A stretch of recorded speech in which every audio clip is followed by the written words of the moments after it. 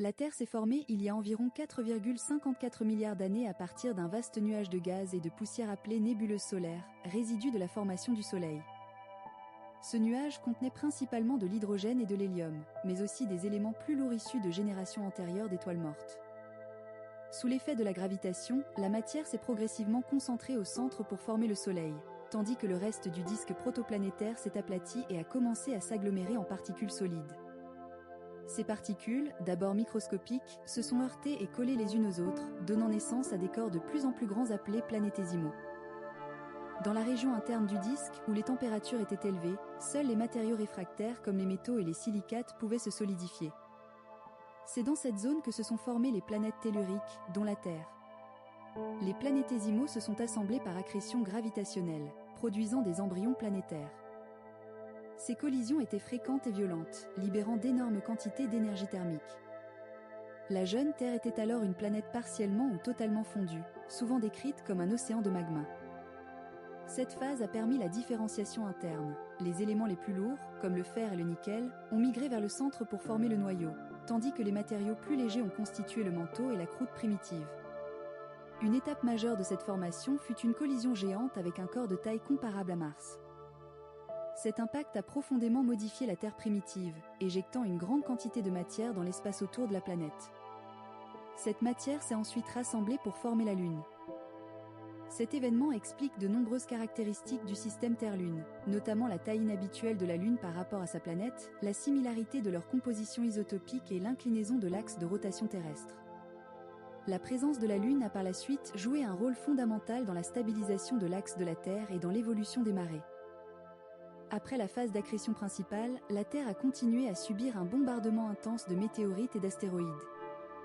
Ces impacts ont contribué à l'apport de certains éléments volatiles, notamment l'eau et une partie des gaz de l'atmosphère primitive. Parallèlement, le dégazage volcanique issu de l'intérieur chaud de la planète a libéré d'importantes quantités de vapeur d'eau, de dioxyde de carbone, d'azote et d'autres gaz. En se refroidissant, la vapeur d'eau s'est condensée, formant les premiers océans, ce qui a profondément transformé la surface terrestre. La formation de la Terre ne fut donc pas un événement instantané, mais un processus long et complexe s'étalant sur plusieurs dizaines de millions d'années. Elle résulte d'interactions dynamiques entre gravitation, collision, différenciation chimique et refroidissement progressif. Ces mécanismes ont déterminé la structure interne de la planète, sa composition chimique et les conditions initiales nécessaires à l'apparition ultérieure de la vie. Comprendre cette origine permet d'expliquer pourquoi la Terre diffère des autres planètes, notamment par sa capacité à maintenir de l'eau liquide en surface et une activité géologique durable, deux éléments clés de son évolution à long terme. L'âge de la Terre est estimé à environ 4,54 milliards d'années, une valeur déterminée grâce à des méthodes de datation radiométrique appliquées aux roches terrestres, aux météorites et aux échantillons lunaires.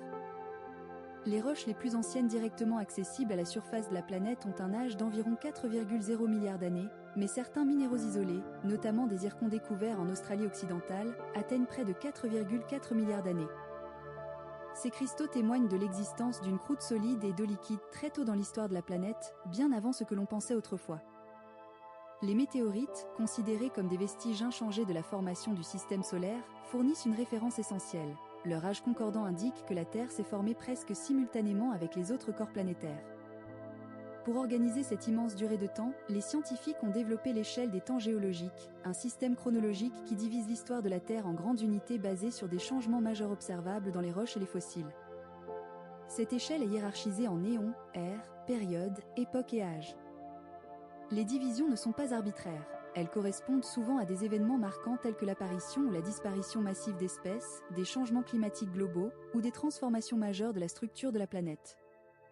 Les 4 grands éons reconnus sont l'Adéen, l'Archéen, le Protérozoïque et le Phanérozoïque.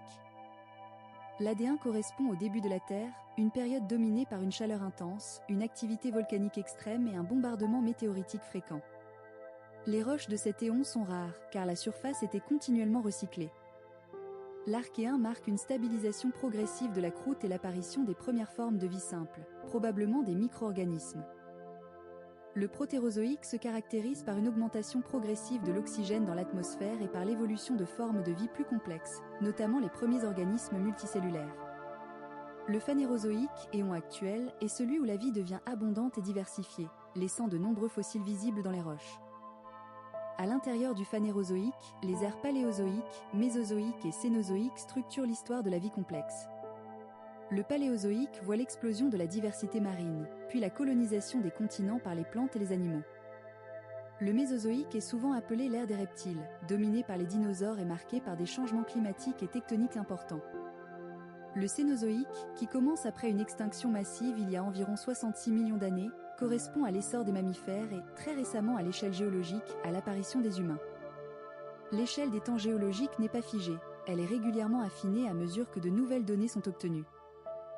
Les progrès des techniques de datation, l'étude détaillée des strates rocheuses et l'analyse des isotopes permettent de préciser les limites entre les périodes et de mieux comprendre la durée et la rapidité des événements passés. Cette chronologie fournit un cadre essentiel pour interpréter l'évolution de la Terre, reliant les transformations physiques de la planète aux changements biologiques et climatiques, et révélant que l'histoire terrestre est le résultat de processus lents ponctués de crises soudaines ayant profondément remodelé la planète. La Terre occupe la 3e position à partir du Soleil dans le système solaire, à une distance moyenne d'environ 149,6 millions de kilomètres, définie comme une unité astronomique. Cette position n'est ni fortuite ni interchangeable. Elle place la planète dans une région appelée zone habitable, où les conditions de température permettent l'existence durable de l'eau liquide en surface. Trop proche du Soleil, l'eau s'évaporerait rapidement. Trop éloignée, elle gèlerait de manière permanente. La Terre se situe dans une zone d'équilibre thermique qui résulte de la combinaison de sa distance au Soleil, de son atmosphère et de ses propriétés de surface. L'orbite terrestre est légèrement elliptique, mais cette excentricité est faible, ce qui signifie que la distance au Soleil varie peu au cours de l'année. Cette relative stabilité orbitale contribue à un climat globalement modéré. La Terre met environ 365,25 jours pour effectuer une révolution complète autour du Soleil, durée qui définit l'année. Cette fraction supplémentaire explique l'existence des années bissextiles. La vitesse orbitale moyenne de la Terre est d'environ 30 km par seconde, un mouvement rapide mais remarquablement régulier, maintenu par l'équilibre entre l'attraction gravitationnelle du Soleil et l'inertie du déplacement planétaire. L'axe de rotation de la Terre est incliné d'environ 23,5 degrés par rapport au plan de son orbite. Cette inclinaison est un paramètre fondamental, car elle est à l'origine des saisons. Lorsque l'hémisphère nord est incliné vers le Soleil, il reçoit davantage d'énergie solaire, ce qui correspond à l'été, tandis que l'hémisphère sud connaît l'hiver, et inversement 6 mois plus tard. Sans cette inclinaison, les variations saisonnières seraient minimes, ce qui modifierait profondément les régimes climatiques, la circulation atmosphérique et les cycles biologiques. La stabilité relative de cette inclinaison sur de longues périodes est en grande partie due à la présence de la Lune, qui agit comme un stabilisateur gravitationnel. La Terre fait partie d'un groupe de planètes appelées planètes telluriques, caractérisées par une composition majoritairement rocheuse et métallique. Elle se distingue toutefois de ses voisines proches, Mercure, Vénus et Mars, par plusieurs facteurs clés. Mercure est trop proche du Soleil et ne possède qu'une atmosphère très ténue. Vénus, bien que de taille comparable à la Terre, subit un effet de serre extrême qui entraîne des températures de surface extrêmement élevées. Mars, plus éloignée et plus petite, a perdu une grande partie de son atmosphère et de son eau liquide. La position de la Terre, combinée à sa masse suffisante pour retenir une atmosphère dense, a permis le maintien de conditions favorables à long terme. La Terre se situe également dans un environnement gravitationnel relativement stable au sein du système solaire. Les planètes géantes, en particulier Jupiter, jouent un rôle indirect mais important en influençant la dynamique des petits corps comme les astéroïdes et les comètes. En perturbant leur trajectoire, Jupiter peut à la fois détourner certains objets loin de la Terre et, dans d'autres cas, en rediriger vers les régions internes. Ce rôle complexe a probablement contribué à façonner l'histoire des impacts sur Terre, influençant l'évolution de la surface et de la biosphère. La position de la Terre dans le bras d'Orion de la galaxie, loin du centre galactique très énergétique et des régions de formation stellaire intense, offre également un environnement cosmique relativement sûr. L'exposition aux radiations extrêmes et aux explosions stellaires est plus faible que dans d'autres zones de la galaxie. À toutes les échelles, de l'orbite autour du Soleil à la place dans la galaxie, la position de la Terre résulte d'un ensemble de conditions favorables qui, combinées, ont permis le développement et la persistance d'une planète active, tempérée et habitable sur des milliards d'années. La Terre primitive, correspondant principalement aux éons Adéens et Archéens, était un environnement radicalement différent de la planète actuelle. Durant l'Adéen, qui s'étend approximativement de la formation de la Terre jusqu'à 4,0 milliards d'années, la surface planétaire était dominée par des conditions extrêmes. La chaleur résiduelle de l'accrétion, combinée à l'énergie libérée par les impacts fréquents de météorites et d'astéroïdes, maintenait une grande partie de la surface dans un état partiellement fondu. Les océans de magma étaient probablement courants, et la croûte solide, lorsqu'elle se formait, était rapidement détruite par de nouveaux impacts ou par une activité volcanique intense. L'atmosphère primitive était très différente de l'atmosphère actuelle. Elle contenait peu ou pas d'oxygène libre et était composée principalement de vapeur d'eau, de dioxyde de carbone, d'azote, de méthane, d'ammoniac et d'autres gaz volcaniques.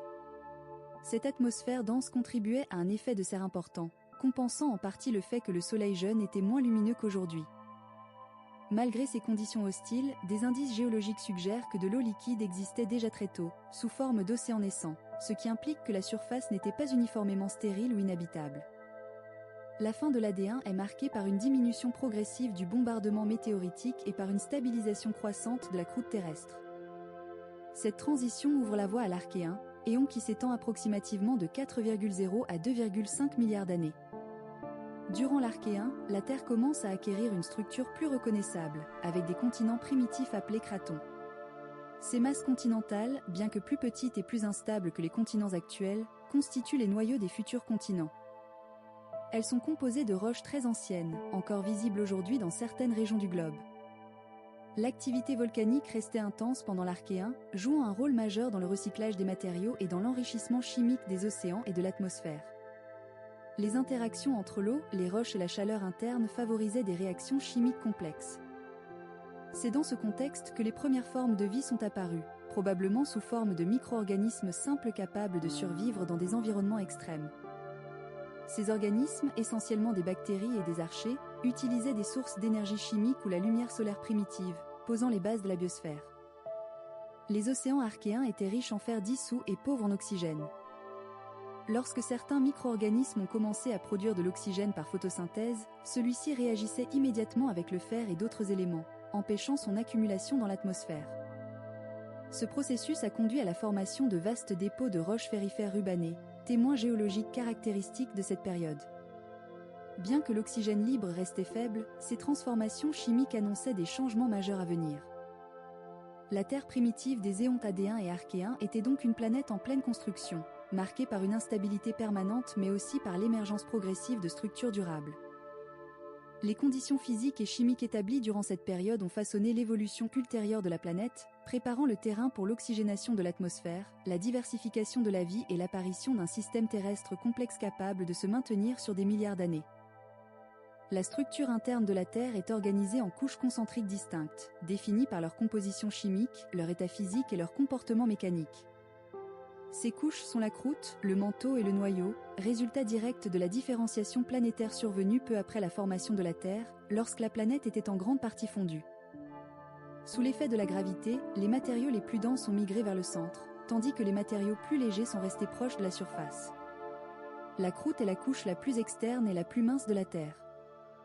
Son épaisseur varie fortement selon les régions. Elle mesure en moyenne environ 7 km sous les océans et peut dépasser 70 km sous certaines chaînes de montagnes continentales. On distingue deux types principaux de croûte, la croûte continentale, riche en silice et relativement légère, et la croûte océanique, plus dense et composée principalement de basalte. La croûte représente moins de 1% du volume total de la Terre, mais elle est essentielle, car elle constitue le support direct des continents, des océans et de toute la biosphère. Sous la croûte se trouve le manteau, qui s'étend jusqu'à une profondeur d'environ 2900 km. Il représente la plus grande partie du volume terrestre.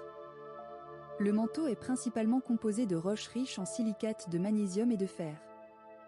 Bien qu'il soit majoritairement solide, le manteau n'est pas rigide. À long terme, il se comporte comme un matériau visqueux capable de s'écouler lentement. Cette propriété permet la convection mantélique, un processus fondamental par lequel la chaleur interne est transportée vers la surface. Ces mouvements de convection sont le moteur principal de la tectonique des plaques, responsable du déplacement des continents, de la formation des montagnes et de l'activité volcanique. Le manteau est lui-même subdivisé en plusieurs zones, notamment le manteau supérieur et le manteau inférieur. Dans le manteau supérieur se trouve l'asténosphère, une région partiellement ductile sur laquelle reposent les plaques lithosphériques. Cette zone joue un rôle clé dans la mobilité des plaques. Les variations de température et de pression avec la profondeur entraînent des changements dans la structure des minéraux, ce qui influence les propriétés physiques du manteau sans nécessité de fusion complète des roches. Au centre de la Terre se trouve le noyau, composé principalement de fer et de nickel. Le noyau est divisé en deux parties distinctes, le noyau externe et le noyau interne. Le noyau externe est liquide et s'étend sur environ 2200 km d'épaisseur. Les mouvements du fer liquide dans cette région génèrent le champ magnétique terrestre par un mécanisme appelé effet dynamo. Ce champ magnétique joue un rôle crucial en protégeant la surface de la Terre contre le vent solaire et les radiations cosmiques, contribuant ainsi à la préservation de l'atmosphère et des conditions favorables à la vie. Le noyau interne, quant à lui, est solide malgré des températures extrêmement élevées, comparables à celles de la surface du Soleil. Cette solidité est due aux pressions immenses qui règnent à ces profondeurs. Le noyau interne croît lentement au fil du temps à mesure que le noyau externe se refroidit et se solidifie partiellement. Ce processus libère de la chaleur et de l'énergie, contribuant au maintien de la convection dans le noyau externe. La connaissance de la structure interne de la Terre provient principalement de l'étude des ondes sismiques générées par les tremblements de terre. Ces ondes se propagent différemment selon les matériaux qu'elles traversent, permettant aux scientifiques de déduire la nature et l'état des couches internes. L'organisation en croûte, manteau et noyau explique de nombreux phénomènes observés à la surface, reliant les processus profonds et invisibles aux dynamiques géologiques qui façonnent continuellement la planète. La Terre est constituée d'une immense diversité de minéraux et de roches qui forment la base matérielle de la croûte et du manteau supérieur. Un minéral est une substance naturelle, généralement solide, ayant une composition chimique définie et une structure cristalline ordonnée. Les minéraux sont les unités fondamentales à partir desquelles les roches sont assemblées. Bien que des milliers de minéraux aient été identifiés, une relativement petite fraction d'entre eux compose l'essentiel de la croûte terrestre. Les silicates dominent largement, car l'oxygène et le silicium sont les éléments les plus abondants dans la croûte. Les minéraux silicatés sont construits autour du tétraèdre de silice, une structure formée d'un atome de silicium entouré de 4 atomes d'oxygène. La manière dont ces tétraèdres s'assemblent détermine les propriétés des différents minéraux. Le quartz, par exemple, est constitué d'un réseau tridimensionnel de tétraèdres et est l'un des minéraux les plus répandus dans la croûte continentale. Les feldspaths, qui forment la famille minérale la plus abondante, sont essentiels à la composition des roches magmatiques et métamorphiques. D'autres silicates importants incluent les micas, les amphiboles et les pyroxènes, chacun jouant un rôle clé dans les propriétés mécaniques et chimiques des roches. Outre les silicates, la Terre contient d'autres groupes de minéraux importants, bien que moins abondants. Les carbonates, comme la calcite et la dolomite, sont essentiels dans les environnements sédimentaires et jouent un rôle majeur dans le cycle du carbone. Les oxydes, tels que l'hématite et la magnétite, sont des sources importantes de métaux et influencent les propriétés magnétiques des roches. Les sulfures, souvent associés aux gisements métallifères, concentrent des éléments comme le cuivre, le zinc et le plomb. Ces minéraux ont une importance économique considérable et ont fortement influencé le développement des sociétés humaines. Les roches sont classées en 3 grandes catégories selon leur origine: magmatiques, sédimentaires et métamorphiques. Les roches magmatiques se forment par la solidification du magma ou de la lave. Lorsqu'un magma refroidit lentement en profondeur, il donne naissance à des roches plutoniques comme le granit, caractérisées par de gros cristaux visibles. En revanche, un refroidissement rapide en surface produit des roches volcaniques comme le basalte, à grains fins. La composition chimique du magma influence fortement la nature de la roche formée, déterminant sa richesse en silice et sa densité. Les roches sédimentaires résultent de l'accumulation et de la consolidation de sédiments issus de l'érosion des roches préexistantes ou de la précipitation chimique dans l'eau. Elles se déposent généralement en couches successives, appelées strates, qui conservent des informations précieuses sur les environnements passés. Les grès, les argiles et les calcaires sont parmi les roches sédimentaires les plus courantes. Ces roches jouent un rôle crucial dans l'histoire de la vie, car elles contiennent la majorité des fossiles connus et enregistrent les variations climatiques et océaniques sur de longues périodes. Les roches métamorphiques se forment lorsque des roches existantes sont transformées sous l'effet de la pression, de la température et de la circulation de fluides, sans fusion complète. Ce processus modifie la structure minéralogique et la texture de la roche, produisant des roches comme le marbre, issu du calcaire, ou le gneiss, dérivé du granit ou d'autres roches riches en silice. Le métamorphisme reflète souvent des conditions profondes de la croûte et est étroitement lié au processus tectonique. L'ensemble des minéraux et des roches constitue un cycle dynamique, dans lequel la matière est continuellement transformée et recyclée. Les roches magmatiques peuvent être érodées pour former des sédiments, qui deviennent ensuite des roches sédimentaires, tandis que l'enfouissement et la tectonique peuvent transformer ces roches en roches métamorphiques. Ce cycle des roches est fondamental pour comprendre la dynamique interne de la Terre, l'évolution de sa surface et la disponibilité des ressources naturelles sur des échelles de temps géologiques.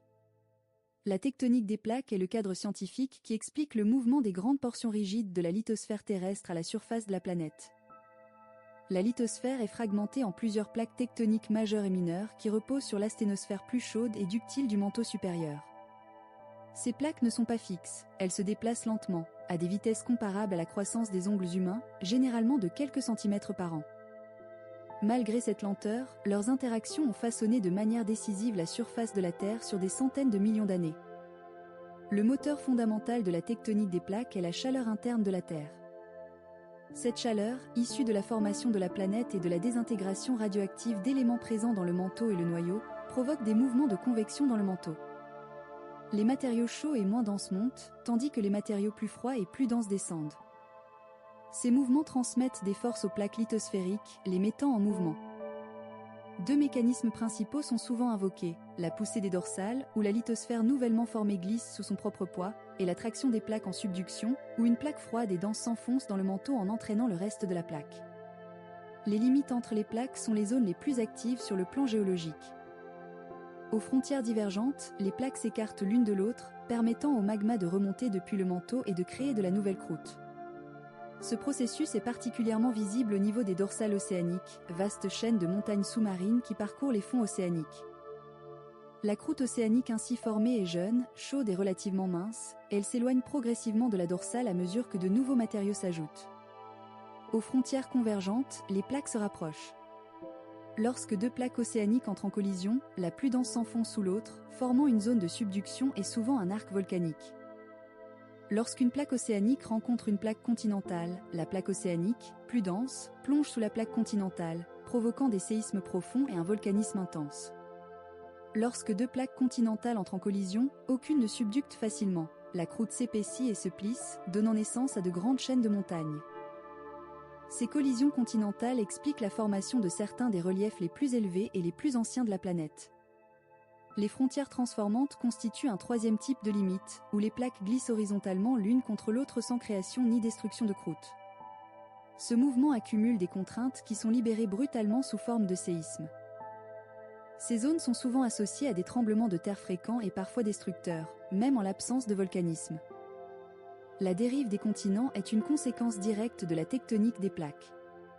Les continents ne sont pas fixes, mais transportés par les plaques lithosphériques sur lesquelles ils reposent. Au cours de l'histoire de la Terre, les continents se sont rassemblés à plusieurs reprises pour former des supercontinents, puis se sont fragmentés. L'un des plus connus est la Pangée, qui existait il y a environ 300 millions d'années et regroupait la quasi-totalité des terres émergées. Sa dislocation progressive a donné naissance à la configuration actuelle des continents et des océans. Les preuves de la tectonique des plaques sont multiples et convergentes. Elles incluent la distribution mondiale des séismes et des volcans, l'âge croissant des fonds océaniques à mesure qu'on s'éloigne des dorsales, la correspondance géométrique des côtes continentales et la similarité de certaines roches et fossiles sur des continents aujourd'hui séparés par des océans. Ensemble, ces observations montrent que la surface de la Terre est dynamique et en perpétuelle transformation, et que la tectonique des plaques est l'un des processus les plus fondamentaux qui gouvernent l'évolution géologique de la planète. Les reliefs majeurs de la Terre résultent de processus géologiques lents mais puissants qui agissent sur des millions, voire des centaines de millions d'années. La formation des montagnes est principalement liée à la tectonique des plaques, mais elle implique aussi l'érosion, la gravité et les propriétés mécaniques des roches. Les montagnes ne sont pas des structures figées, elles naissent, évoluent et finissent par disparaître sous l'effet combiné des forces internes et externes de la planète. La cause la plus importante de la formation des grandes chaînes de montagnes est la convergence des plaques tectoniques. Lorsque deux plaques continentales entrent en collision, aucune ne peut facilement s'enfoncer dans le manteau en raison de leur faible densité. La croûte se comprime alors horizontalement, s'épaissit et se plisse. Ce raccourcissement de la croûte provoque son soulèvement progressif et donne naissance à des chaînes de montagnes de grande altitude. Ce type de formation produit des reliefs vastes et complexes, caractérisés par des plis, des failles inverses et une croûte exceptionnellement épaisse. Les montagnes issues de ces collisions peuvent continuer à s'élever pendant des dizaines de millions d'années tant que la convergence se poursuit. Un autre mécanisme majeur est la subduction, lorsqu'une plaque océanique plonge sous une plaque continentale ou une autre plaque océanique. Dans ce cas, la plaque plongeante fond partiellement en profondeur, générant du magma qui remonte vers la surface. Ce magma alimente des arcs volcaniques et contribue à l'édification de chaînes montagneuses volcaniques. Ces montagnes sont souvent associées à une forte activité sismique et volcanique. Leur structure interne est marquée par des intrusions magmatiques, des roches volcaniques et des déformations intenses de la croûte. Les montagnes peuvent également se former à partir de points chauds, zones où des panaches de matière chaude remontent depuis le manteau profond. Lorsque la lithosphère passe au-dessus d'un point chaud, le magma perce la croûte et construit progressivement des édifices volcaniques. Si ces volcans se forment sur une croûte continentale, ils peuvent contribuer à l'élévation régionale et à la création de hauts plateaux volcaniques. Bien que ce processus soit différent des collisions de plaques, il peut produire des reliefs importants sur de longues périodes. La formation des reliefs ne dépend pas uniquement des forces internes. Une fois les montagnes élevées, les processus externes commencent immédiatement à les modifier.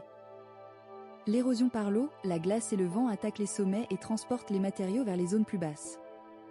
Les rivières creusent des vallées, les glaciers sculptent des cirques et des arêtes, et les versants s'effondrent sous l'effet de la gravité.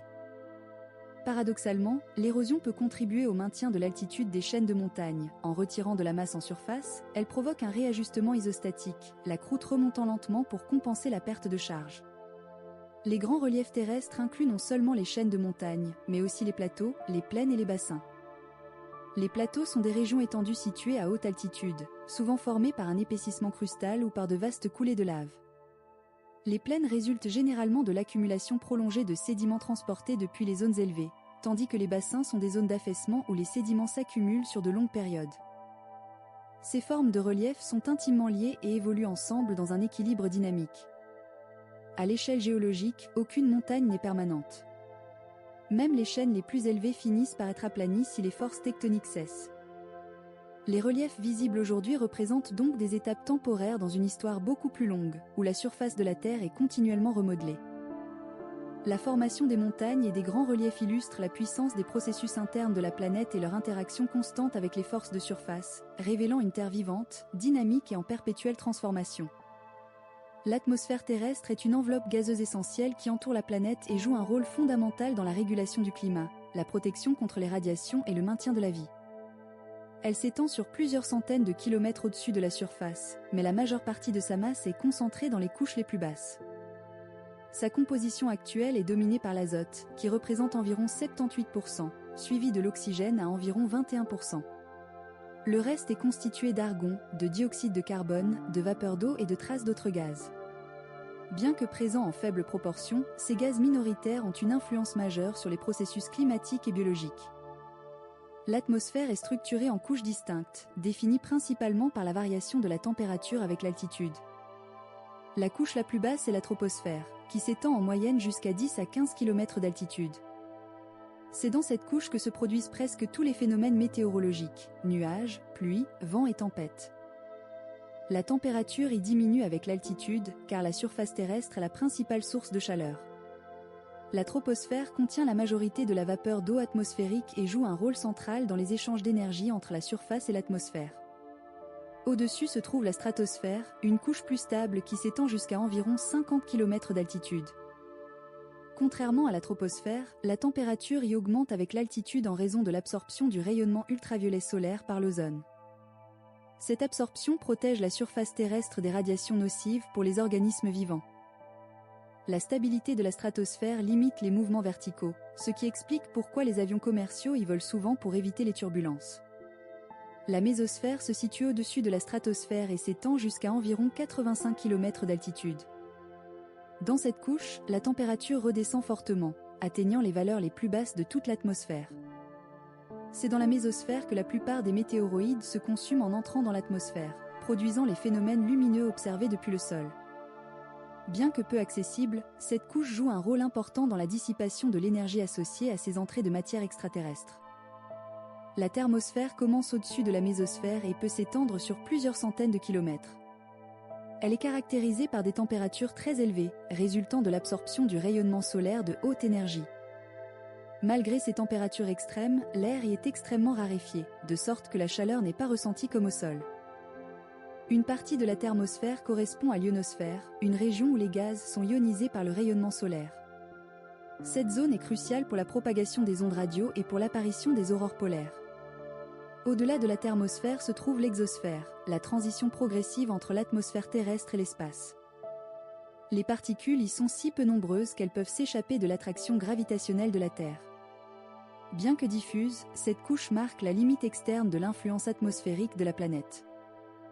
La composition et la structure de l'atmosphère résultent d'un équilibre dynamique entre les apports de gaz, les réactions chimiques, l'activité biologique et les interactions avec le rayonnement solaire. Les échanges constants entre l'atmosphère, les océans, la biosphère et la lithosphère forment un système intégré. Cette organisation complexe permet de maintenir des conditions relativement stables à la surface de la Terre, tout en restant sensible aux perturbations naturelles et aux influences à long terme. L'atmosphère terrestre n'a pas toujours eu la composition que nous connaissons aujourd'hui. Elle est le résultat d'une évolution longue et complexe, étroitement liée à l'histoire géologique, chimique et biologique de la planète. Les premières enveloppes gazeuses de la Terre primitive étaient très différentes et instables. Lors de la formation de la planète, une atmosphère initiale composée principalement d'hydrogène et d'hélium a probablement existé, mais elle a été rapidement perdue en raison de la faible gravité de la jeune Terre et de l'intense activité solaire du Soleil naissant. L'atmosphère dite secondaire s'est formée principalement par le dégazage volcanique. Lorsque l'intérieur de la Terre était très chaud, les volcans libéraient d'énormes quantités de gaz piégés dans le manteau. Cette atmosphère était dominée par la vapeur d'eau, le dioxyde de carbone, l'azote, le méthane, l'ammoniac et divers gaz soufrés. L'oxygène libre y était pratiquement absent. Cette composition créait un effet de serre puissant, indispensable pour maintenir des températures compatibles avec la présence de liquide, car le Soleil était alors environ 30% moins lumineux qu'aujourd'hui. À mesure que la Terre se refroidissait, la vapeur d'eau atmosphérique s'est condensée pour former les océans. Cette condensation a provoqué une diminution significative de la pression atmosphérique et a modifié la chimie globale de la planète. Le dioxyde de carbone s'est partiellement dissous dans l'eau des océans et a été piégé sous forme de carbonate dans les roches sédimentaires, réduisant progressivement son abondance dans l'atmosphère. L'azote, chimiquement plus stable, est resté et est devenu le gaz dominant. Un tournant majeur dans l'évolution de l'atmosphère a été l'apparition de la photosynthèse oxygénique, réalisée par des micro-organismes primitifs, probablement des cyanobactéries. Ces organismes utilisaient la lumière solaire pour produire de l'énergie, libérant de l'oxygène comme sous-produit. Pendant une longue période, cet oxygène n'a pas pu s'accumuler dans l'atmosphère, car il réagissait rapidement avec les roches riches en fer et d'autres composés réduits présents dans les océans et la croûte. Ce processus a conduit à la formation de vastes dépôts de fer oxydé, aujourd'hui observables sous forme de formations ferrifères rubanées. Lorsque ces réservoirs chimiques ont été progressivement saturés, l'oxygène a commencé à s'accumuler dans l'atmosphère lors d'un événement appelé la Grande Oxydation, survenu il y a environ 2,4 milliards d'années. Cette augmentation de l'oxygène a profondément transformé la planète. Elle a entraîné l'extinction de nombreuses formes de vie anaérobie, pour lesquelles l'oxygène était toxique, tout en ouvrant la voie à l'évolution d'organismes capables d'utiliser l'oxygène pour produire de l'énergie de manière plus efficace. L'accumulation d'oxygène a également permis la formation de la couche d'ozone dans la stratosphère. Cette couche a joué un rôle protecteur essentiel en filtrant le rayonnement ultraviolet nocif du Soleil, rendant possible la colonisation des milieux de surface et, plus tard, des continents. Parallèlement, les cycles biogéochimiques impliquant le carbone, l'azote et le soufre se sont complexifiés, renforçant les interactions entre l'atmosphère, les océans et la biosphère. Au cours des centaines de millions d'années suivantes, la composition atmosphérique a continué d'évoluer sous l'influence combinée de l'activité biologique, du volcanisme, de la tectonique des plaques et des variations climatiques. Les concentrations de dioxyde de carbone et d'oxygène ont fluctué, influençant les périodes de réchauffement global et les épisodes glaciaires. L'atmosphère actuelle représente ainsi un état transitoire dans une évolution continue, façonnée par des processus naturels profonds qui relient intimement la vie et la planète depuis ses origines. L'effet de serre est un processus physique naturel par lequel certains gaz de l'atmosphère retiennent une partie de la chaleur émise par la surface terrestre, maintenant ainsi des températures compatibles avec la présence de liquide et de la vie. Sans ce mécanisme, la température moyenne de la Terre serait d'environ 18 degrés C, au lieu des quelques 15 degrés Celsius actuels. L'effet de serre naturel est donc indispensable à l'équilibre thermique de la planète. Il repose sur l'interaction entre le rayonnement solaire, la surface terrestre et l'atmosphère. Le Soleil émet principalement un rayonnement de courte longueur d'onde, qui traverse largement l'atmosphère et atteint la surface. Une partie de cette énergie est réfléchie vers l'espace par les nuages, les aérosols, la glace et les surfaces claires, mais la majorité est absorbée par les océans, les continents et la végétation. La surface chauffée réémet alors cette énergie sous forme de rayonnement infrarouge de plus grande longueur d'onde. C'est à ce stade que les gaz à effet de serre interviennent. Les principaux gaz à effet de serre sont la vapeur d'eau, le dioxyde de carbone, le méthane, le protoxyde d'azote et l'ozone. Ces gaz ont la capacité d'absorber le rayonnement infrarouge émis par la surface terrestre. Une fois absorbée, cette énergie est réémise dans toutes les directions, y compris vers le sol. Ce renvoi partiel de chaleur limite les pertes d'énergie vers l'espace et élève la température de la basse atmosphère et de la surface. La vapeur d'eau est le gaz à effet de serre le plus abondant et le plus efficace, mais sa concentration dépend fortement de la température, ce qui en fait un amplificateur plutôt qu'un facteur initial de réchauffement. La régulation thermique de la Terre ne dépend pas uniquement de l'effet de serre. Elle résulte d'un équilibre complexe entre plusieurs mécanismes. Les océans jouent un rôle central en absorbant, stockant et redistribuant la chaleur à l'échelle globale grâce aux courants marins. Leur grande capacité thermique amortit les variations de température et contribue à la stabilité climatique. L'atmosphère, par sa circulation générale, transporte également l'énergie des régions équatoriales vers les hautes latitudes, réduisant les contrastes thermiques entre les zones climatiques.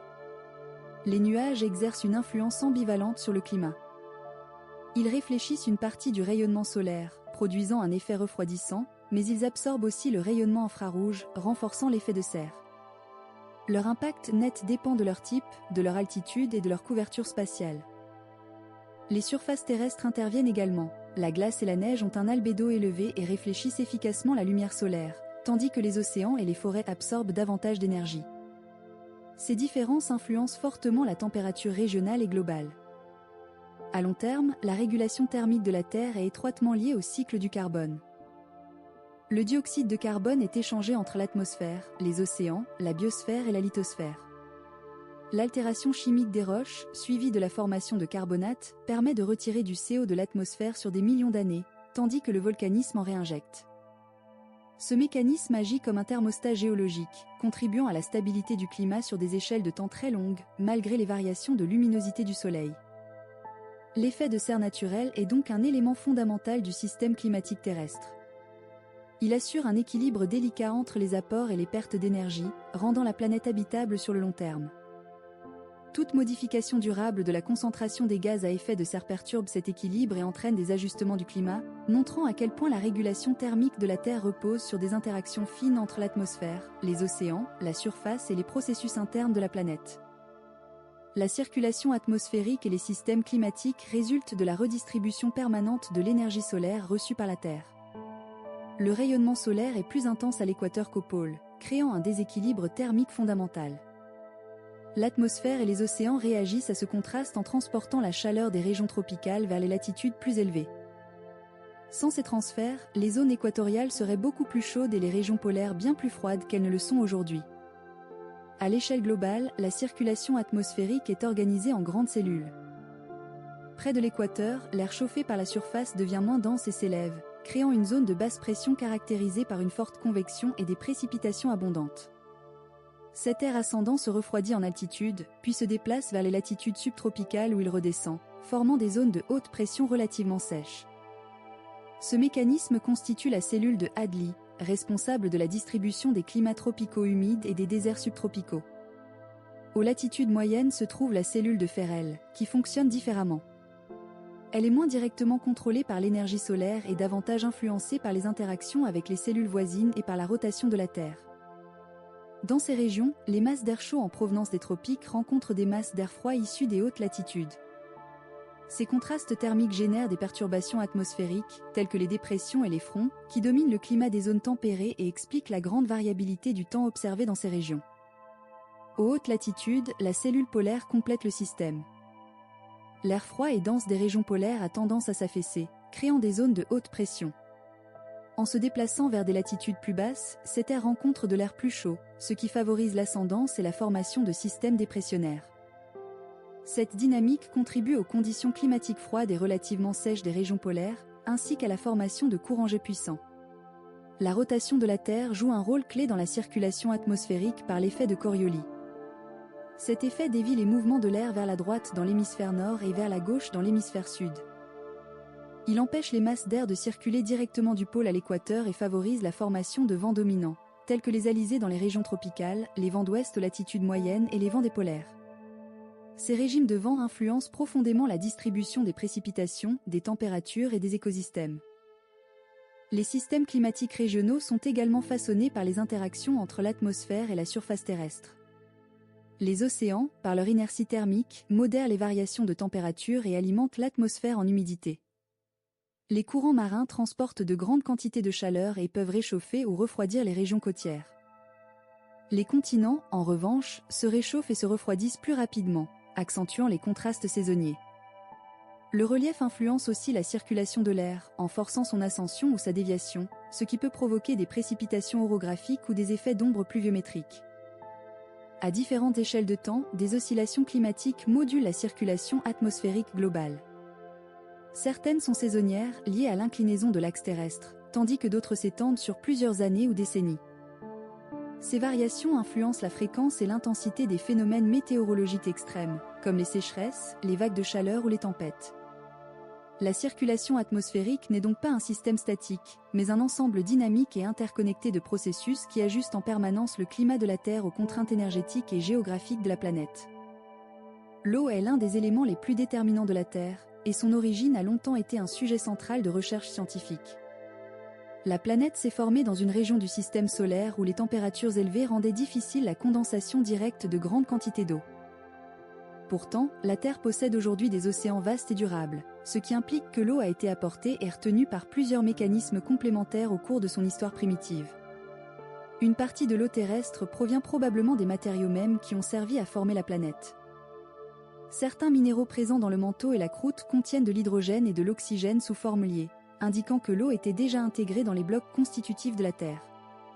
Lors de la différenciation interne et de l'intense activité volcanique des premiers temps, cette eau a été progressivement libérée par des gazages. La vapeur d'eau rejetée dans l'atmosphère primitive s'est ensuite condensée lorsque la surface s'est suffisamment refroidie, contribuant à la formation des premiers océans. Un autre apport majeur d'eau est lié aux impacts de corps célestes riches en composés volatiles. Durant les premières centaines de millions d'années, la Terre a subi un bombardement intense d'astéroïdes et de comètes.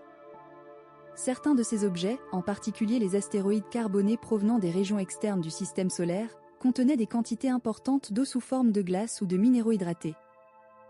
Les analyses isotopiques de l'hydrogène présent dans l'eau terrestre montrent une forte similarité avec celui de ces astéroïdes, suggérant qu'ils ont joué un rôle clé dans l'enrichissement hydrique de la planète. Les comètes, longtemps considérées comme la principale source d'eau terrestre, ont probablement contribué de manière plus limitée. Bien qu'elles soient riches en glace, leur signature isotopique ne correspond pas toujours à celle de l'eau des océans actuels. Cela indique que si les comètes ont apporté de l'eau et d'autres composés volatiles, elles n'en sont pas la source dominante.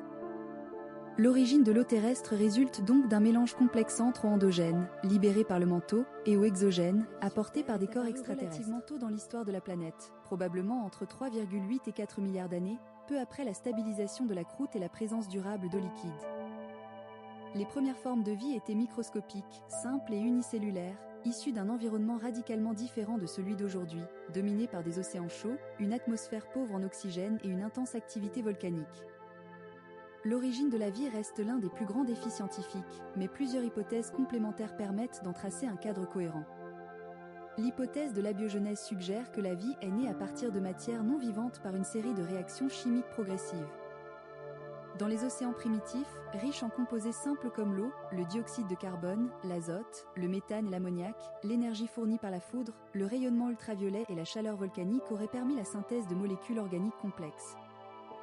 Des expériences ont montré que des acides aminés, briques fondamentales des protéines, peuvent se former spontanément dans des conditions analogues à celles de la Terre primitive. Ces molécules organiques se seraient ensuite assemblées pour former des polymères plus complexes, comme les protéines et les acides nucléiques. L'une des étapes clés aurait été l'apparition de molécules capables de se répliquer, condition essentielle à l'évolution biologique. L'hypothèse du « monde à ARN » propose que l'ARN, capable à la fois de stocker de l'information génétique et de catalyser des réactions chimiques, ait précédé l'ADN et les protéines dans l'histoire du vivant. Les environnements hydrothermaux des fonds océaniques jouent un rôle central dans de nombreux modèles.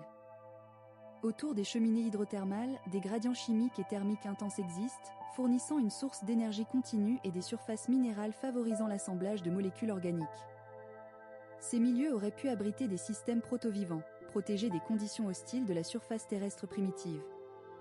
Les premières cellules, appelées procaryotes, étaient probablement anaérobies, c'est-à-dire incapables d'utiliser l'oxygène pour leur métabolisme. Elles tiraient leur énergie de réactions chimiques simples impliquant le soufre, le fer ou l'hydrogène. Ces organismes primitifs ont progressivement diversifié leur stratégie métabolique, jetant les bases de la biosphère. L'apparition ultérieure de la photosynthèse a profondément transformé la planète, mais les premières formes de vie ont prospéré bien avant cette révolution biologique. Les traces les plus anciennes de vie sont indirectes et proviennent de structures fossiles microscopiques et de signatures chimiques dans des roches très anciennes.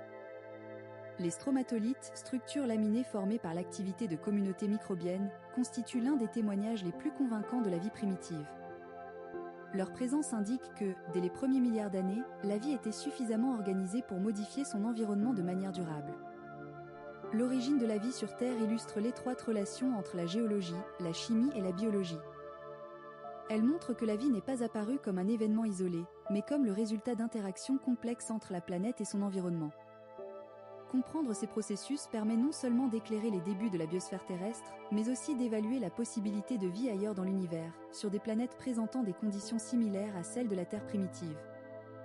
L'histoire de la vie sur Terre est marquée par des périodes de diversification rapide, interrompues par des crises biologiques majeures appelées extinctions de masse. Ces événements correspondent à des diminutions brutales et globales de la biodiversité, au cours desquelles une part significative des espèces disparaît en un temps géologiquement court. Loin d'être de simples catastrophes destructrices, les extinctions ont profondément façonné l'évolution biologique en réorganisant les écosystèmes et en ouvrant de nouvelles niches écologiques. 5 grandes extinctions de masse sont généralement reconnues. La première majeure, à la fin de l'Ordovicien, il y a environ 444 millions d'années, est liée à un refroidissement climatique rapide et à une glaciation intense, provoquant une chute du niveau des mers. La majorité des formes de vie étant alors marines, cette régression marine a entraîné la disparition d'un grand nombre d'espèces. La deuxième, à la fin du Dévonien, semble associée à une combinaison complexe de changements climatiques, d'anoxie océanique et de perturbations des cycles biogéochimiques. L'extinction de la fin du Permien, survenue il y a environ 252 millions d'années, est la plus dévastatrice de toutes. Environ 90% des espèces marines et une grande partie des espèces terrestres ont disparu. Cette crise est fortement liée à un volcanisme massif, notamment les trappes de Sibérie, qui ont libéré d'énormes quantités de gaz à effet de serre. Il en a résulté un réchauffement rapide, une acidification des océans et une diminution drastique de l'oxygène dissous, rendant de vastes environnements inhabitables. La quatrième extinction majeure, à la fin du Trias, il y a environ 201 millions d'années, coïncide avec la fragmentation du supercontinent Pangée et un volcanisme intense associé à l'ouverture de l'océan Atlantique. Les changements climatiques rapides et les perturbations chimiques de l'atmosphère et des océans ont entraîné l'effondrement de nombreux groupes biologiques, permettant ensuite l'essor des dinosaures au Jurassique. La plus célèbre extinction de masse est celle de la fin du Crétacé, il y a 66 millions d'années, marquée par la disparition des dinosaures non aviens. Elle est principalement attribuée à l'impact d'un astéroïde de grande taille, combiné à une activité volcanique importante. L'impact a projeté d'énormes quantités de poussière et d'aérosols dans l'atmosphère, réduisant l'ensoleillement, perturbant la photosynthèse et provoquant un effondrement rapide des chaînes alimentaires. Après chaque extinction majeure, la vie ne disparaît pas mais se réorganise. Les groupes survivants évoluent, se diversifient et occupent les niches écologiques laissées vacantes. Ces phases de récupération peuvent durer des millions d'années, mais elles sont souvent accompagnées d'innovations biologiques majeures, comme l'apparition de nouvelles formes corporelles, de stratégies alimentaires ou de modes de reproduction. Les extinctions ne sont pas uniquement des phénomènes du passé lointain. Le rythme actuel de disparition des espèces est largement supérieur au taux naturel observé dans les archives fossiles. Les activités humaines, telles que la destruction des habitats, le changement climatique rapide, la pollution et la surexploitation des ressources, entraînent une perte accélérée de biodiversité, souvent qualifiée de 6e extinction de masse. Contrairement aux crises précédentes, celle-ci est provoquée par une seule espèce, capable de comprendre les mécanismes en jeu et, potentiellement, d'en limiter les effets. L'étude des grandes extinctions permet de mieux comprendre la fragilité et la résilience de la biosphère. Elle montre que la vie peut survivre à des bouleversements extrêmes, mais que la diversité biologique met des millions d'années à se reconstituer. Ces enseignements sont essentiels pour évaluer les conséquences à long terme des changements environnementaux actuels et pour réfléchir à la place de l'humanité dans l'évolution de la Terre. La photosynthèse a constitué l'un des tournants les plus déterminants de l'histoire de la Terre, transformant profondément l'atmosphère, les océans et la trajectoire de l'évolution biologique. Ce processus permet à certains organismes de convertir l'énergie lumineuse en énergie chimique, en synthétisant de la matière organique à partir de dioxyde de carbone et d'eau. Avant son apparition, la vie reposait exclusivement sur des sources d'énergie chimique limitées, ce qui restreignait fortement l'ampleur et la complexité des écosystèmes. Les premières formes de photosynthèse sont apparues chez des micro-organismes primitifs, probablement dans les océans peu profonds. Ces premières voies photosynthétiques n'utilisaient pas l'eau comme source d'électrons et ne produisaient pas d'oxygène. Elles reposaient sur des composés comme le sulfure d'hydrogène ou le fer dissous. Ce type de photosynthèse anoxygénique existe encore aujourd'hui chez certaines bactéries, témoignant de son ancienneté évolutive.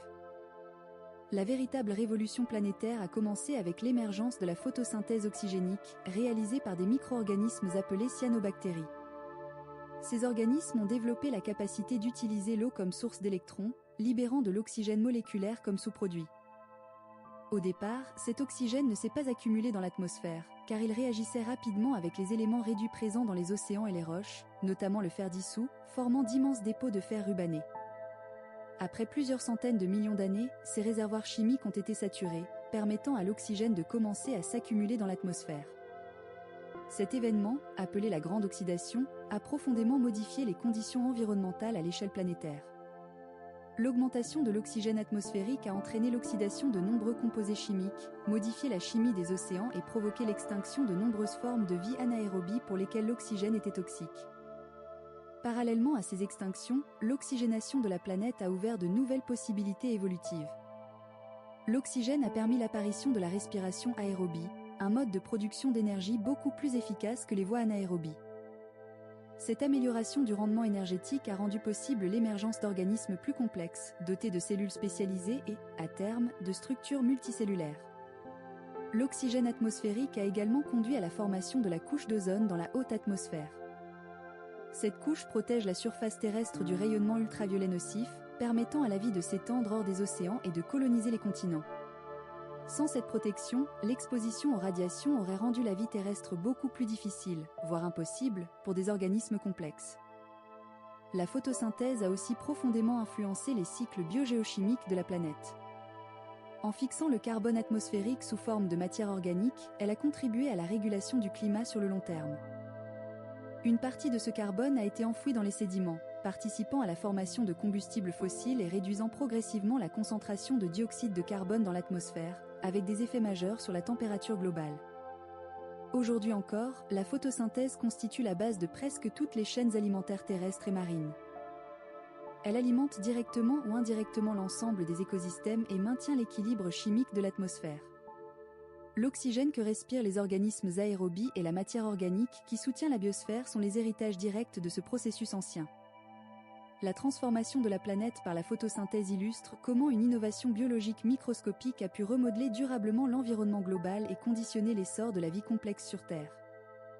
La biodiversité désigne la variété du vivant à toutes les échelles, depuis la diversité génétique au sein des populations jusqu'à la multiplicité des espèces et des écosystèmes à l'échelle de la planète. Elle est le résultat de plus de 3 milliards d'années d'évolution, façonnée par la sélection naturelle, les mutations, les extinctions et les changements environnementaux. La biodiversité n'est pas répartie de manière uniforme sur Terre. Elle est particulièrement élevée dans certaines régions, notamment les zones tropicales, et plus faible dans les milieux extrêmes comme les déserts ou les régions polaires. Les écosystèmes sont des ensembles dynamiques constitués d'organismes vivants et de leur environnement physique, liés par des flux d'énergie et de matière. Chaque écosystème fonctionne grâce à des interactions complexes entre producteurs primaires, consommateurs et décomposeurs. Les producteurs, principalement les organismes photosynthétiques, transforment l'énergie solaire en matière organique. Les consommateurs se nourrissent de cette matière, tandis que les décomposeurs recyclent les éléments nutritifs en dégradant la matière morte, assurant ainsi la continuité des cycles biologiques.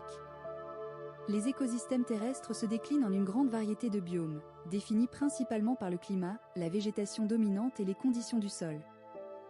Les forêts, les prairies, les savanes, les déserts et les toundras présentent chacun des structures et des fonctionnements spécifiques. Dans les forêts, la stratification verticale de la végétation crée de nombreuses niches écologiques, favorisant une biodiversité élevée. Les prairies et savanes, soumises à des régimes de sécheresse et de feux réguliers, abritent des espèces adaptées à ces perturbations. Les déserts, malgré leur apparente pauvreté, hébergent une biodiversité spécialisée, capable de survivre à des conditions extrêmes. Les écosystèmes aquatiques couvrent la majeure partie de la surface terrestre et jouent un rôle fondamental dans la régulation du climat et des cycles biogéochimiques. Les océans, les mers, les lacs, les rivières et les zones humides abritent une grande diversité d'organismes, depuis le plancton microscopique jusqu'aux grands prédateurs. Le plancton photosynthétique constitue la base des réseaux trophiques marins et produit une part importante de l'oxygène atmosphérique. Les récifs coralliens et les zones côtières figurent parmi les écosystèmes les plus productifs et les plus riches en espèces, tout en étant particulièrement vulnérables aux perturbations environnementales. La biodiversité assure de nombreux services écosystémiques essentiels au fonctionnement de la planète et au bien-être des sociétés humaines. Elle contribue à la pollinisation des plantes, à la fertilité des sols, à la purification de l'eau, à la régulation du climat et au contrôle naturel des maladies et des ravageurs. La stabilité des écosystèmes dépend en grande partie de leur diversité biologique. Des systèmes riches en espèces sont généralement plus résilients face aux perturbations, car ils disposent de multiples mécanismes de compensation. Cependant, la biodiversité terrestre connaît actuellement un déclin rapide. La fragmentation des habitats, la surexploitation des ressources, l'introduction d'espèces invasives, la pollution et le changement climatique modifient profondément les écosystèmes. La disparition d'espèces entraîne des déséquilibres en cascade, affectant le fonctionnement global des milieux naturels. Certaines pertes sont irréversibles à l'échelle humaine, car l'évolution et la diversification du vivant nécessitent des temps très longs. La préservation de la biodiversité repose sur la compréhension des interactions écologiques et sur la protection des écosystèmes dans leur ensemble. La conservation ne se limite pas à la sauvegarde d'espèces isolées, mais vise à maintenir les processus écologiques qui permettent aux vivants de se renouveler et de s'adapter. La biodiversité et les écosystèmes terrestres constituent ainsi un patrimoine dynamique, essentiel à l'équilibre de la planète et à la continuité de la vie sur Terre. Le champ magnétique terrestre est une composante fondamentale du fonctionnement de la planète, jouant un rôle essentiel dans la protection de la Terre et dans de nombreux processus géophysiques. Il résulte des mouvements du fer et du nickel liquide dans le noyau externe, où la convection thermique et la rotation de la Terre génèrent un système de courants électriques auto-entretenus. Ce mécanisme, appelé géodynamo, produit un champ magnétique global dont la structure dominante est celle d'un dipôle incliné par rapport à l'axe de rotation de la planète. Le champ magnétique s'étend bien au-delà de la surface terrestre et forme la magnétosphère, une région de l'espace où les particules chargées sont principalement contrôlées par l'influence magnétique de la Terre. Cette enveloppe agit comme un bouclier contre le vent solaire, un flux continu de particules énergétiques émis par le Soleil. Sans cette protection, ces particules frapperaient directement l'atmosphère, provoquant une érosion progressive et rendant les conditions de surface beaucoup plus hostiles à la vie. La magnétosphère interagit de manière complexe avec le vent solaire. Du côté exposé au Soleil, elle est comprimée, tandis qu'à l'opposé, elle s'étire en une longue queue magnétique. Les particules solaires piégées dans cette structure peuvent être guidées vers les régions polaires, où elles entrent en collision avec les atomes de l'atmosphère supérieure. Ces interactions produisent les aurores polaires, manifestations lumineuses spectaculaires qui témoignent des échanges d'énergie entre la Terre et son environnement spatial. Le champ magnétique terrestre n'est ni parfaitement stable ni immuable. Son intensité et son orientation varient au cours du temps, à des échelles allant de quelques années à plusieurs millions d'années. Les inversions magnétiques, au cours desquelles les pôles nord et sud magnétiques s'échangent, font partie intégrante de l'histoire de la planète. Ces événements ne se produisent pas de manière régulière, mais les archives géologiques montrent qu'ils sont relativement fréquents à l'échelle des temps géologiques.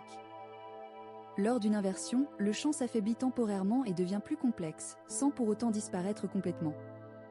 Les variations du champ magnétique sont enregistrées dans les roches, notamment lors du refroidissement des laves volcaniques. Les minéraux ferromagnétiques qu'elles contiennent s'orientent selon le champ en vigueur au moment de leur solidification, constituant ainsi une mémoire magnétique. L'étude de ces signatures a permis de reconstituer l'histoire des inversions et a joué un rôle clé dans la validation de la tectonique des plaques, en révélant les bandes magnétiques symétriques de part et d'autre des dorsales océaniques. Le champ magnétique influence également la navigation et les systèmes biologiques.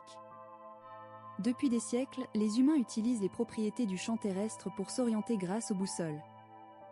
De nombreuses espèces animales, comme certains oiseaux, poissons et insectes, possèdent des mécanismes de magnétoréception leur permettant de détecter le champ magnétique et de s'en servir pour leur migration ou leur déplacement à grande échelle. À long terme, l'existence d'un champ magnétique puissant est considérée comme un facteur majeur de l'habitabilité de la Terre. En limitant la perte atmosphérique et en réduisant l'exposition aux radiations cosmiques, il contribue à la stabilité des conditions de surface sur des milliards d'années. L'étude du champ magnétique terrestre et de la magnétosphère permet ainsi de mieux comprendre non seulement la dynamique interne de la planète, mais aussi les conditions nécessaires au maintien de la vie sur Terre et, par extension, sur d'autres planètes. Les séismes sont des manifestations brutales de la dynamique interne de la Terre, résultant de la libération soudaine d'énergie accumulée dans la lithosphère. Cette énergie provient principalement des contraintes tectoniques liées au mouvement des plaques, mais peut aussi être associée à des processus volcaniques ou, plus rarement, à des effondrements de cavités naturelles. Les séismes traduisent la rupture de roches le long de failles, lorsque les forces appliquées dépassent la résistance mécanique des matériaux. La majorité des séismes se produisent aux limites des plaques tectoniques. Aux frontières convergentes où les plaques entrent en collision, les contraintes de compression génèrent des séismes souvent puissants, notamment dans les zones de subduction. Aux limites divergentes, les plaques s'écartent et la lithosphère se fracture sous l'effet de l'extension, produisant des séismes généralement moins profonds. Aux limites transformantes, les plaques coulissent latéralement l'une par rapport à l'autre, accumulant des contraintes de cisaillement qui se libèrent sous forme de secousses parfois destructrices. Le point de rupture en profondeur est appelé foyer ou hypocentre. La projection de ce point à la surface correspond à l'épicentre, zone où les secousses sont généralement les plus intenses. Lors de la rupture, l'énergie se propage sous forme d'ondes sismiques. Les ondes de volume, dites ondes P et ondes S, traversent l'intérieur de la Terre, tandis que les ondes de surface se propagent le long de la croûte et sont responsables de la majorité des dégâts observés en surface. L'intensité d'un séisme peut être décrite de deux manières complémentaires. La magnitude mesure l'énergie libérée à la source et constitue une valeur unique pour chaque événement. L'intensité, en revanche, décrit les effets observés localement sur les personnes, les constructions et le paysage, et varie selon la distance à l'épicentre, la nature des sols et la qualité des infrastructures. Les sols meubles amplifient souvent les secousses, augmentant les dommages dans certaines zones urbaines. Les séismes superficiels, dont le foyer se situe à faible profondeur, sont généralement les plus destructeurs, car les ondes perdent peu d'énergie avant d'atteindre la surface. Les séismes profonds, typiques des zones de subduction, peuvent se produire à plusieurs centaines de kilomètres sous la surface, mais leurs effets sont souvent ressentis sur de vastes régions. La répartition mondiale des foyers sismiques permet de cartographier avec précision les limites des plaques tectoniques. L'activité sismique joue un rôle fondamental dans l'évolution géologique de la planète. Elle participe à la déformation de la croûte, à l'élévation des chaînes de montagnes et à la création de nouveaux reliefs. À long terme, les séismes contribuent à la dissipation de l'énergie interne de la Terre et à l'ajustement permanent de la lithosphère au mouvement profond du manteau. Les séismes peuvent également déclencher des phénomènes secondaires aux conséquences majeures. Les glissements de terrain, les liquéfactions des sols saturés en eau et les tsunamis comptent parmi les effets indirects les plus dangereux. Les tsunamis sont généralement causés par des séismes sous-marins qui déplacent brutalement de grandes masses d'eau, générant des vagues capables de parcourir des milliers de kilomètres. La prévision précise des séismes reste hors de portée de la science actuelle. En revanche, l'analyse statistique de la sismicité, la surveillance des failles actives et l'amélioration des normes de construction permettent de réduire considérablement les risques. La compréhension des mécanismes sismiques est donc essentielle non seulement pour étudier la dynamique interne de la Terre, mais aussi pour limiter l'impact de ces phénomènes naturels sur les sociétés humaines. Le volcanisme est l'une des expressions les plus visibles de la dynamique interne de la Terre, résultant de la remontée et de l'éruption de magma depuis les profondeurs du manteau ou de la croûte. Il constitue un mécanisme fondamental de transfert de chaleur et de matière entre l'intérieur de la planète et sa surface. Les volcans ne sont pas répartis au hasard, leur distribution mondiale reflète directement la tectonique des plaques et les mouvements profonds du manteau terrestre. La majorité du volcanisme se concentre aux limites des plaques tectoniques. Aux frontières divergentes, comme les dorsales océaniques, l'écartement des plaques permet au manteau de remonter et de fondre partiellement sous l'effet de la décompression. Le magma basaltique ainsi formé alimente des éruptions généralement effusives, caractérisées par des coulées de lave fluide qui construisent progressivement une nouvelle croûte océanique. Ce processus est responsable de la création continue des fonds océaniques. Aux limites convergentes, le volcanisme est principalement associé aux zones de subduction. Lorsqu'une plaque océanique plonge sous une autre plaque, l'eau et les sédiments qu'elle transporte abaissent le point de fusion du manteau sous-jacent, favorisant la formation de magmas riches en gaz et en silice. Ces magmas donnent lieu à des éruptions explosives, produisant des cendres, des nuées ardentes et des projections volcaniques. Ce type de volcanisme est à l'origine des grands arcs volcaniques continentaux et insulaires. En dehors des limites de plaques, certaines régions volcaniques sont liées à des panaches mantéliques, zones de remontée de matériel chaud provenant des profondeurs du manteau. Ces points chauds peuvent percer la lithosphère et engendrer des alignements volcaniques à mesure que la plaque se déplace au-dessus de la source chaude. Ce volcanisme intraplaque joue un rôle important dans la compréhension de la convection mantélique et de la structure thermique de la Terre. La diversité des volcans reflète la variété des magmas et des contextes géodynamiques. Les volcans boucliers, formés par des laves très fluides, présentent des pentes douces et s'étendent sur de vastes surfaces. Les stratovolcans, constitués d'une alternance de coulées de lave et de dépôts pyroclastiques, ont des pentes raides et sont souvent associés à des éruptions violentes. Les dômes de lave, issus de magmas très visqueux, peuvent obstruer les conduits volcaniques et augmenter le risque d'explosion soudaine. Le volcanisme a joué un rôle majeur dans l'évolution de l'atmosphère et des océans. Les gaz volcaniques, riches en vapeur d'eau, en dioxyde de carbone et en autres composés, ont contribué à la formation de l'atmosphère primitive et à l'apport d'eau à la surface. À long terme, les émissions volcaniques influencent le climat, en participant au cycle du carbone. Les grandes éruptions explosives peuvent injecter des aérosols dans la stratosphère, provoquant un refroidissement temporaire à l'échelle globale. Sur le plan géologique, le volcanisme est un agent essentiel de construction des reliefs et de renouvellement de la croûte. Il crée des plateaux basaltiques, des îles volcaniques et des chaînes montagneuses.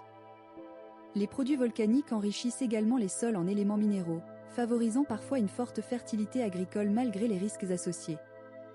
Bien que le volcanisme représente une source de danger naturel majeur, il est aussi un indicateur précieux de l'activité interne de la Terre.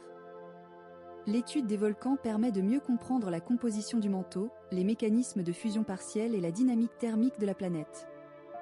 À travers ces manifestations destructrices et créatrices, le volcanisme illustre l'équilibre permanent entre l'énergie interne de la Terre et l'évolution de sa surface. Le flux de chaleur interne de la Terre est l'expression directe de l'énergie stockée et produite dans l'intérieur de la planète depuis sa formation. Cette énergie provient de deux sources principales, la chaleur résiduelle issue de l'accrétion initiale et de la différenciation de la Terre, et la chaleur générée en continu par la désintégration radioactive d'éléments comme l'uranium, le thorium et le potassium. Ensemble, ces sources alimentent les processus dynamiques qui gouvernent l'évolution géologique de la planète. La chaleur interne est transférée vers la surface par trois mécanismes fondamentaux, la conduction, la convection et l'advection magmatique. La conduction domine dans la lithosphère, où la chaleur se propage lentement à travers les roches solides. La convection est le mode de transfert principal dans le manteau et le noyau externe, où les matériaux chauds et moins denses remontent tandis que les matériaux plus froids et plus denses s'enfoncent. L'advection intervient lorsque le magma transporte directement de la chaleur vers la surface lors des intrusions et des éruptions volcaniques. Le manteau terrestre joue un rôle central dans la dissipation de la chaleur interne. Les mouvements convectifs qui s'y développent sont à l'origine des déplacements des plaques tectoniques en surface. Ces mouvements sont lents à l'échelle humaine, mais ils représentent un transfert d'énergie colossal sur des millions d'années. La convection mantélique contrôle ainsi la formation des dorsales océaniques, des zones de subduction et des points chauds, reliant étroitement le flux de chaleur à la tectonique globale. Le noyau terrestre contribue également de manière significative à l'énergie interne. Le refroidissement progressif du noyau entraîne la cristallisation du noyau interne solide à partir du noyau externe liquide. Ce processus libère de la chaleur latente et des éléments légers, renforçant les mouvements convectifs dans le noyau externe. Ces mouvements sont essentiels au fonctionnement de la géodynamo, responsable de la génération du champ magnétique terrestre. Le flux de chaleur n'est pas uniforme à la surface de la Terre. Il est particulièrement élevé au niveau des dorsales océaniques, où la croûte est jeune et chaude, et plus faible sur les continents anciens, dont la lithosphère est plus épaisse et plus froide.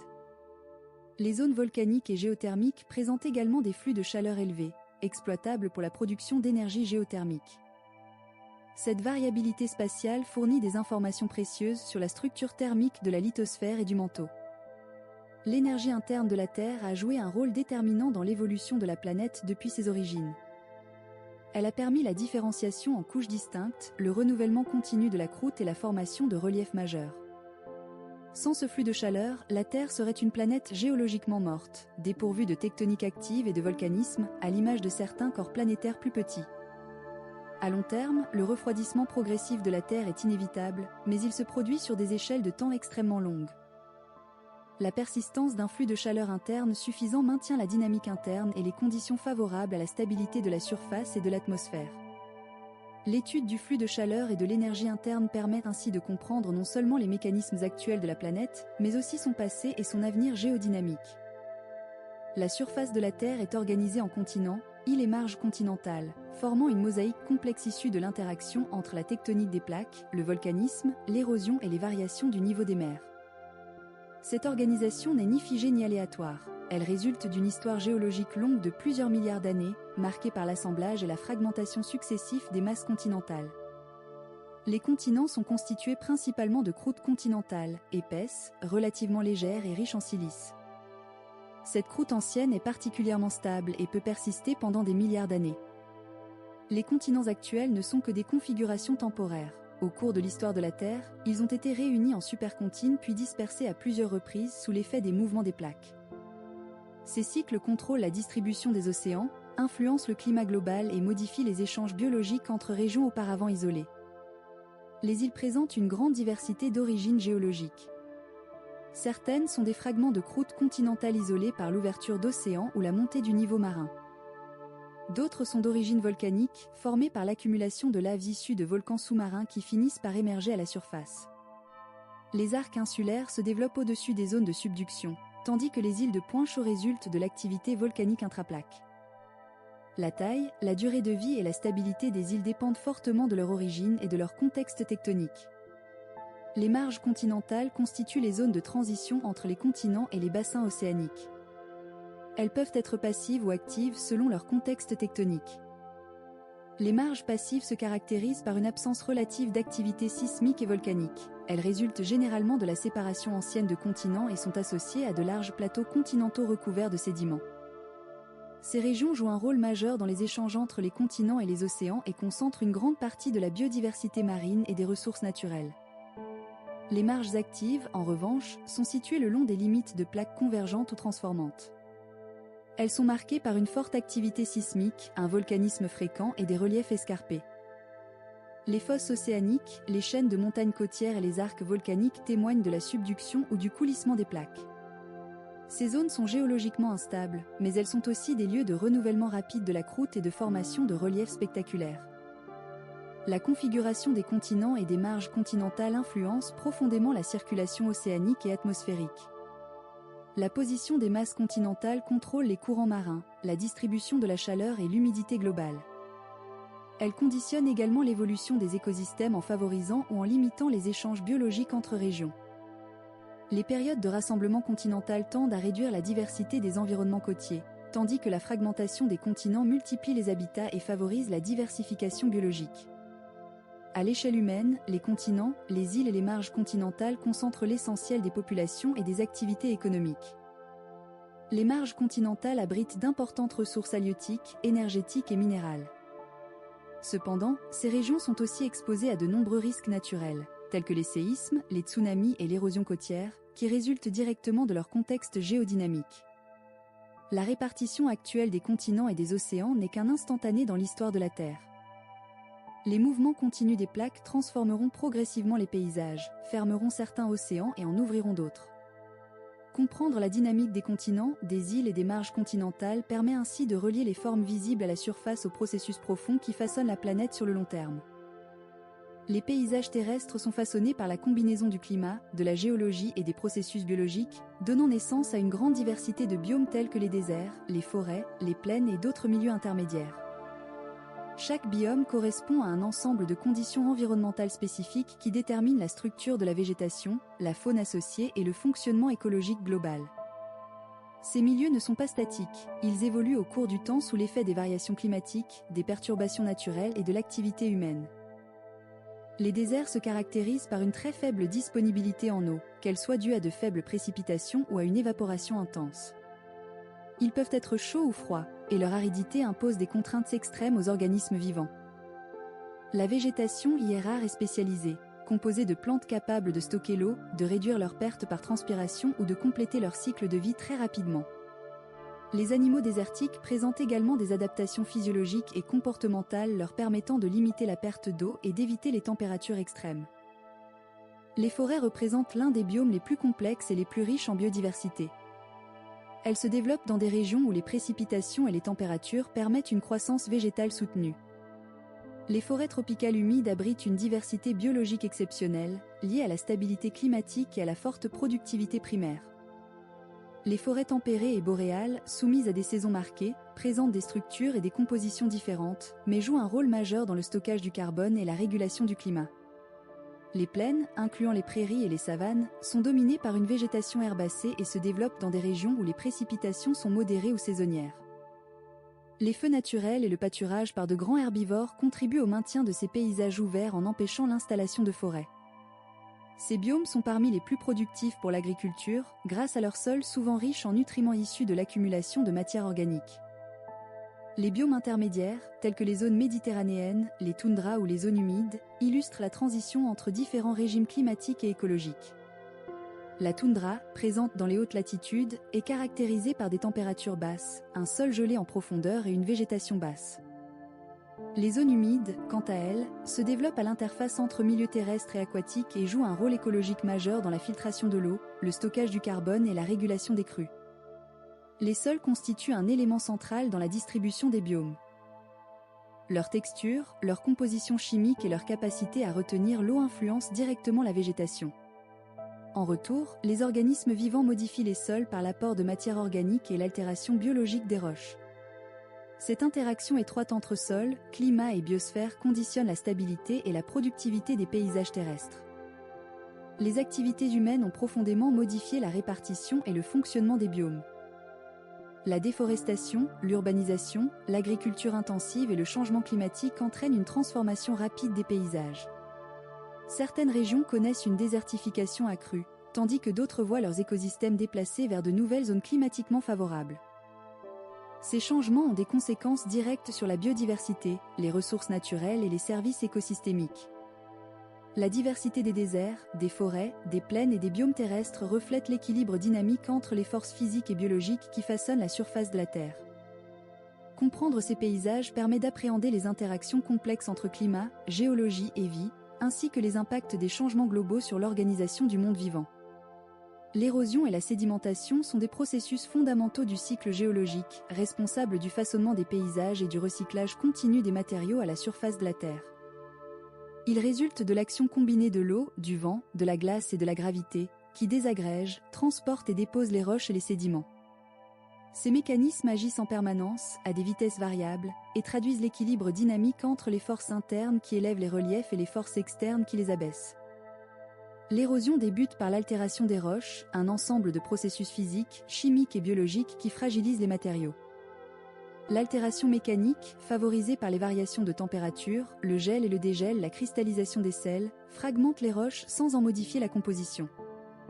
L'altération chimique transforme les minéraux par des réactions avec l'eau et les gaz atmosphériques, produisant de nouveaux composés plus stables en surface.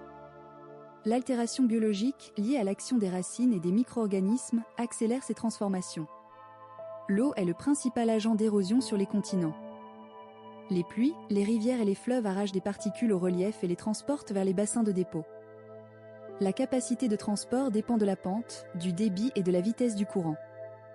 Les cours d'eau sculptent des vallées, creusent des canyons et déplacent d'énormes quantités de sédiments vers les plaines alluviales et les deltas. Les zones fluviales sont ainsi des interfaces majeures entre érosion continentale et sédimentation. Le vent joue un rôle important dans les régions arides et semi-arides où la végétation est rare. Il soulève et transporte les particules fines, modelant des formes caractéristiques comme les dunes et les dépôts de l'Eus. Bien que moins puissant que l'eau en termes de volume transporté, le vent peut agir sur de vastes distances et redistribuer les sédiments à l'échelle continentale. La glace est un agent d'érosion extrêmement efficace dans les régions froides et montagneuses. Les glaciers arrachent des blocs de roches, polissent les surfaces et creusent des vallées en forme de U. Lors de leur fonte, ils déposent des moraines et d'importantes quantités de sédiments. Les périodes glaciaires ont profondément remodelé de nombreux paysages actuels, laissant des signatures visibles des milliers d'années après le retrait des glaces. La sédimentation correspond au dépôt des matériaux transportés lorsque l'énergie des agents de transport diminue. Elle se produit dans des environnements variés, tels que les plaines alluviales, les deltas, les lacs, les fonds marins et les bassins océaniques. Les sédiments se déposent en couches successives, enregistrant les conditions environnementales du moment. Au fil du temps, la compaction et la cimentation transforment ces dépôts en roches sédimentaires, conservant une mémoire précieuse de l'histoire de la Terre. Les cycles géologiques résultent de l'interaction continue entre érosion, sédimentation, enfouissement et soulèvement tectonique. Les roches formées en surface peuvent être enfouies, transformées par la pression et la température, puis ramenées à la surface par les mouvements tectoniques, où elles seront de nouveau soumises à l'érosion. Ce recyclage permanent contribue à la régulation du relief et des cycles chimiques, notamment celui du carbone. L'érosion et la sédimentation ont également des implications directes pour les sociétés humaines. Elles influencent la fertilité des sols, la stabilité des terrains et la qualité des ressources en eau. Les activités humaines peuvent accélérer ces processus, par exemple par la déforestation ou l'aménagement des cours d'eau, modifiant ainsi l'équilibre naturel des paysages. Comprendre ces mécanismes est essentiel pour gérer durablement les environnements terrestres et anticiper les évolutions futures de la surface de la planète. Les sols sont le résultat d'un long processus de transformation des roches en surface, appelé pédogenèse, qui résulte de l'interaction entre la lithosphère, l'atmosphère, l'hydrosphère et la biosphère. Il constitue une fine couche active à la surface des continents, essentielle au développement de la vie terrestre. Bien que souvent perçus comme statiques, les sols sont des systèmes dynamiques, en évolution constante, sensibles aux variations climatiques, biologiques et géologiques. La formation d'un sol commence par l'altération de la roche-mère. Les processus physiques fragmentent la roche, tandis que les réactions chimiques modifient les minéraux sous l'action de l'eau, de l'oxygène et des acides organiques. Cette altération libère des éléments minéraux qui constituent la base du sol. Cependant, un sol véritablement fonctionnel ne se forme que lorsque la matière minérale est enrichie par la matière organique issue de la décomposition des organismes vivants. La matière organique joue un rôle central dans la pédogenèse. Les résidus végétaux et animaux sont décomposés par les micro-organismes du sol, produisant de l'humus. Celui-ci améliore la structure du sol, augmente sa capacité de rétention en eau et en nutriments, et favorise l'activité biologique. Les interactions entre les particules minérales et la matière organique donnent naissance à des agrégats stables, qui conditionnent la porosité et l'aération du sol. Les sols présentent généralement une organisation en horizons superposés, formant un profil caractéristique. L'horizon de surface est souvent riche en matière organique et en activité biologique. Les horizons intermédiaires résultent de la migration des particules fines et des éléments dissous, tandis que les horizons plus profonds conservent une forte influence de la roche-mère. L'épaisseur, la composition et la différenciation de ces horizons varient selon le climat, la végétation, la topographie et le temps. Le climat est l'un des facteurs majeurs contrôlant la pédogenèse. Dans les régions humides, les pluies favorisent le lessivage des éléments solubles vers les horizons profonds, tandis que dans les régions arides, l'évaporation domine et entraîne l'accumulation de sel en surface. Les températures influencent la vitesse des réactions chimiques et l'activité biologique, conditionnant ainsi la rapidité de formation des sols. À l'échelle géologique, les sols tropicaux anciens peuvent être extrêmement épais et profondément altérés, tandis que les sols des régions froides restent souvent peu développés.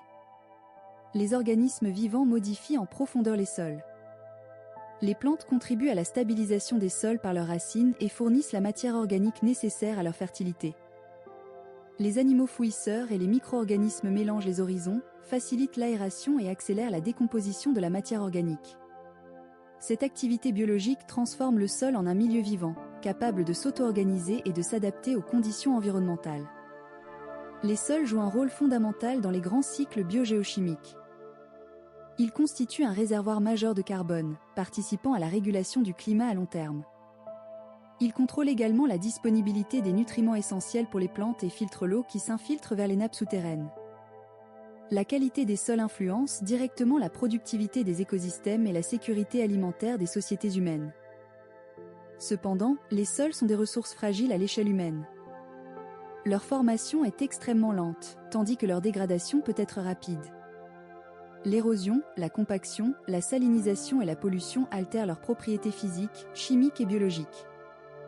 Les activités humaines intensives, lorsqu'elles ne sont pas adaptées aux capacités des sols, peuvent entraîner une perte durable de fertilité. La compréhension de la pédogenèse et du fonctionnement des sols est donc essentielle pour assurer une gestion durable des terres et préserver ce support vital de la biosphère. Les ressources naturelles de la Terre sont directement liées à son histoire géologique et aux processus qui ont concentré certains éléments et matériaux dans la croûte. La géologie économique étudie l'origine, la distribution et l'exploitation de ces ressources, qui comprennent les minerais métalliques, les roches industrielles, les ressources énergétiques et l'eau. Leur répartition n'est pas uniforme, elle dépend étroitement des contextes tectoniques, magmatiques, sédimentaires et climatiques qui ont agi au cours du temps géologique. Les ressources minérales métalliques, telles que le fer, le cuivre, l'aluminium, l'or ou le lithium, résultent de mécanismes de concentration spécifiques. Les processus magmatiques peuvent enrichir certains magmas en métaux, qui se cristallisent ensuite sous forme de gisements. Les fluides hydrothermaux circulant dans la croûte dissolvent et redéposent des éléments métalliques, formant des filons et des amas minéralisés. Les processus sédimentaires peuvent également concentrer des minéraux lourds par tri mécanique ou précipitation chimique. Ces gisements témoignent de conditions géologiques précises et souvent rares.